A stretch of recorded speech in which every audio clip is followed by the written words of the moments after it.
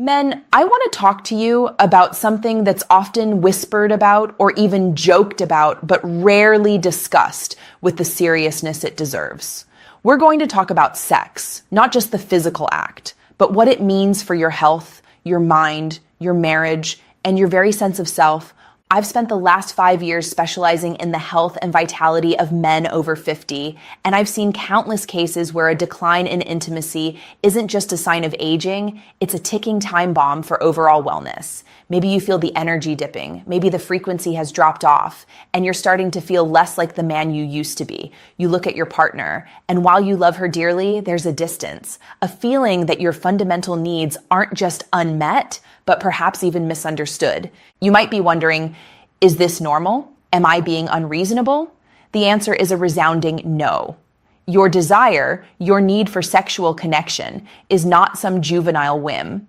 It is a cornerstone of your physical and emotional health, and understanding why is the first step toward reclaiming your vitality. Stick with me. By the end of this video, you'll see why having a healthy sex life is non-negotiable for the man who wants to stay sharp, strong, and deeply connected. Quick request, because it helps this vital message reach other men who need it. Hit that like button right now. And tell me in the comments, where are you watching from? It helps me know who I'm speaking to. Don't forget to subscribe and hit the bell so you don't miss our deep dives into men's health. There's a pervasive and frankly damaging myth that for men, sex is purely a physical release, a basic primal need. Our society often frames it this way, and sometimes even our partners believe it. They might think we're just focused on the act itself. The truth is far more complex and profound. For the vast majority of men, sexual intimacy is the primary way they feel loved, respected, and affirmed in their role as a husband and a partner. It's a language of connection that often transcends words. When you engage in intimacy, your body isn't just having fun, it's running a vital chemical process. Biologically, you get a surge of dopamine, the pleasure and reward chemical, which fights off depression and apathy. Crucially, your body produces and circulates testosterone, the hormone essential for energy, muscle mass, bone density, and mental focus. Post-orgasm, there is a flood of oxytocin, the bonding or cuddle hormone. While women are often credited with the oxytocin love connection, men need this just as much to feel deeply bonded and safe with their partner. Emotionally, when you are connecting sexually, you are receiving a powerful, nonverbal validation of your masculinity, your attractiveness, and your importance to your wife. It's an antidote to the stress and pressure of providing and protecting. When it's absent or treated as a chore, it communicates the opposite, rejection or worse, unimportance. Practically, think about your day-to-day. A man who feels desired and connected walks taller. He handles work stress better. He's more patient with the kids. He's more engaged in the mundane tasks of life because the foundational well of his security and happiness has been replenished. This is why, historically, men in relationships often prioritize intimacy higher than women do. It's not because men are Neanderthals. It's because it's a crucial mechanism for their emotional regulation and relational security. We have to stop treating this fundamental human need as a weapon or an option. It is a necessity for a healthy marriage and a healthy man. As a doctor who is focused on men's health, I've seen firsthand what happens when this need is chronically unmet. I'm not just reading from a textbook, I'm telling you what men like you have shared with me across the examination table. In my experience, issues around sex are almost never just about the bedroom. They manifest as physical ailments, unexplained fatigue, high blood pressure, increased anxiety, and even weakened immune systems. The body internalizes that stress of rejection and disconnection. I want to share a key truth I've learned from over 5 years of counseling couples. The health of your marriage is the health of your sex life, and the health of your sex life is the health of your marriage. It's a feedback loop. When it's good, everything is easier. When it's absent, everything else becomes a struggle.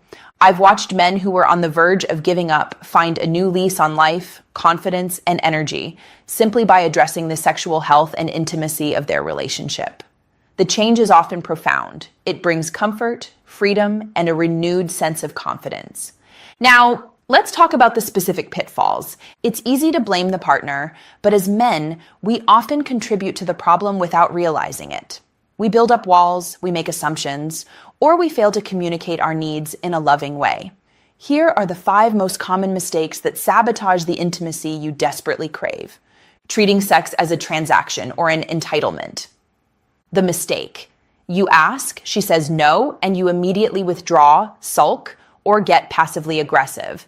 You treat intimacy as the end of the list reward for being a good husband. This frames the whole interaction as an exchange. Biologically, this attitude releases stress hormones like cortisol in both partners.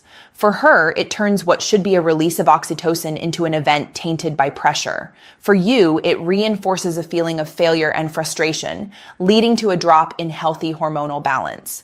Emotionally, it completely misses the point that intimacy is about connection. It makes her feel used and forces her into a defensive posture. It steals her desire and replaces it with resentment. Practically, your wife learns that connecting with you leads to pressure, so she instinctively starts keeping you at a distance. Less hand-holding, less casual touch, less time alone. The wall gets higher. This next mistake is the absolute worst for your testosterone levels. Can you guess what it is? Keep watching. Failing to maintain your side of the sexual wellness fence. The mistake. You expect the fire to burn bright while you neglect your physical health. You've let your diet slide, you're not exercising, you've gained weight, or you're over-reliant on prescription medications without addressing lifestyle. Biologically, excess body fat, especially around the abdomen, increases an enzyme called aromatase, which converts good testosterone into estrogen. High blood sugar and lack of exercise diminish blood flow, a non-starter for sexual function. You can't expect your engine to run if you're pouring sludge in the tank. Emotionally, neglecting your health sends a silent but clear message to your partner. I don't value my health or our sexual connection enough to put in the work. This erodes their attraction and respect. Practically, this leads to performance issues, which then lead to performance anxiety, which becomes a self-fulfilling prophecy, shutting down desire for both of you. The third mistake is so simple, yet it's the number one complaint I hear from wives. It happens outside of the bedroom. The duty trap, focusing on technique over tenderness.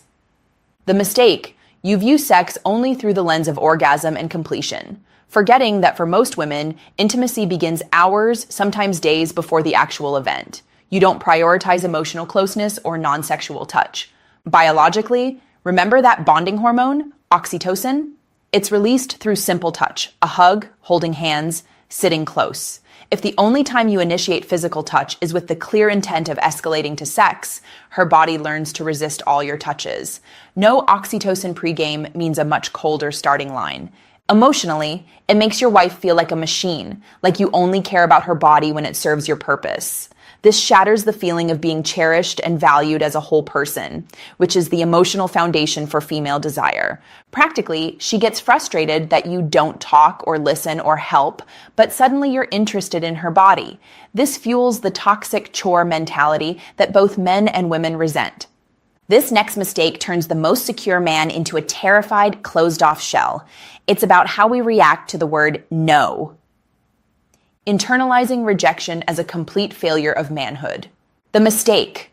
When your wife says no, for whatever reason, tiredness, headache, stress, you immediately process it as, I am not man enough. I am not attractive. She doesn't love me.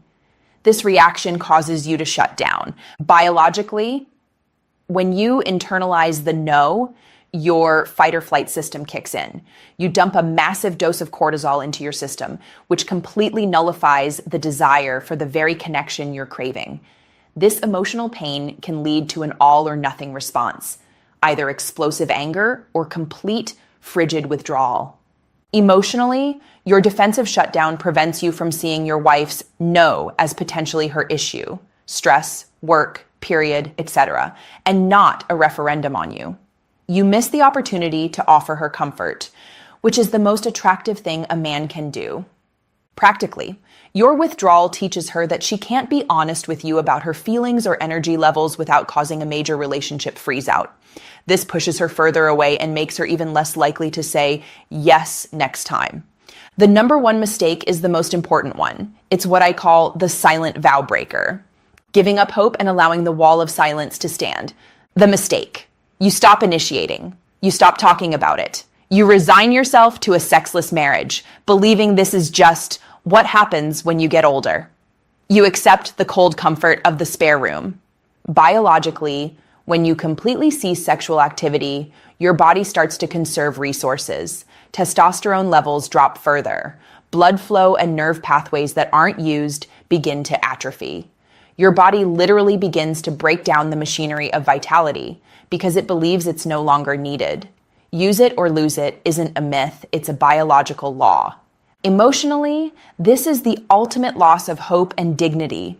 You are essentially telling your partner and yourself that a core, vital part of your identity is dead. This resignation is a major contributor to late life depression, feelings of emasculation, and a profound sense of isolation, even while lying next to your wife. Practically, you cannot have a fully healthy, connected, and thriving relationship from a place of silent resignation. It breeds contempt, distance, and a deep, gnawing sadness. Intimacy is not an option. It is a commitment made in your vows. You have the responsibility to pursue health and connection. So, how do we turn this around? This isn't about blaming, it's about building. Here are 3 practical steps you can take starting today to begin healing the wounds and rebuilding the bridge of connection. The communication reset, own your need, validate her world. The plan. Sit down with your wife, not in the bedroom, but over coffee, and communicate your needs without accusation or shame. What to say, softly. Honey, I've been doing some thinking, and I realize how important our physical connection is to my sense of well-being, my energy, and how close I feel to you. When we're intimate, I feel incredibly loved and respected. I realize I haven't always communicated this well, and I'm sorry for any pressure I've put on you. Can we talk about what a healthy, fulfilling connection looks like for both of us? The goal: you are owning your need, vulnerability, while making space for her feelings, validation. This is the key to dissolving the resentment wall. The out-of-body focus, prioritize non-sexual touch. The plan. For the next 7 days, commit to an absolute minimum of 10 minutes of non-sexual touch every single day. What to do? Give her a 5-minute foot rub with no expectation of escalation. Sit shoulder to shoulder on the couch, hold her hand in the car, hug her for a full 30 seconds when you get home. The biological impact. Remember that oxytocin? This non-sexual touch is the slow, steady drip that lowers her defensive walls and rewires her brain to associate your touch with safety, comfort, and love, not just pressure. This is the essential precursor to desire. The health-first commitment. Become the desired man. The plan. You cannot outsource your vitality. Take action on your physical health, which directly impacts your hormones and confidence. What to commit to. If you haven't, get a full physical and blood work done, specifically checking your testosterone and vitamin D levels. Commit to 30 minutes of strength training, even body weight exercises 3 times a week. This boosts natural testosterone production and improves your blood flow, which is essential everywhere. The emotional, practical impact. You will feel better, look better, and have more energy. This renewed confidence is the most powerful aphrodisiac you can offer. You are not just asking for intimacy. You are becoming a more vibrant, healthy partner to share it with. Men, please hear this from a doctor who genuinely cares about your whole health. Your desire is valid. Your need to feel connected and desired is part of your design. Do not let the silence, the societal jokes, or the long nights lead you to believe you are wrong or broken for needing this.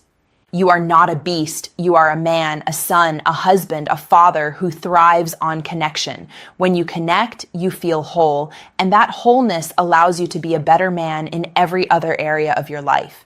If the intimacy in your marriage has become a source of pain or obligation, it is a sign that something needs to be healed, not something that needs to be accepted. You deserve comfort, freedom, and a relationship full of confidence and joy. Age is not the end of your vitality. It is a new starting line. Small, courageous changes, a simple conversation, consistent non-sexual touch, a commitment to your health can bring back the fire, the connection, and the deep satisfaction that makes life worth living. You have the power to heal this, to change this, and to lead with love and vulnerability. So I want you to make a commitment right now. Tell me in the comments one of the 3 action steps you are going to take this week. I read every comment, and I want to hear your promise to yourself. If this video helped you feel seen, understood, and motivated, please give it a like, share it with a friend who needs to hear this message, and subscribe to join our community of men committed to a life of health and high vitality. Go out there and start building the connection you deserve. I'm Dr. Jocelyn, and I'll see you in the next video.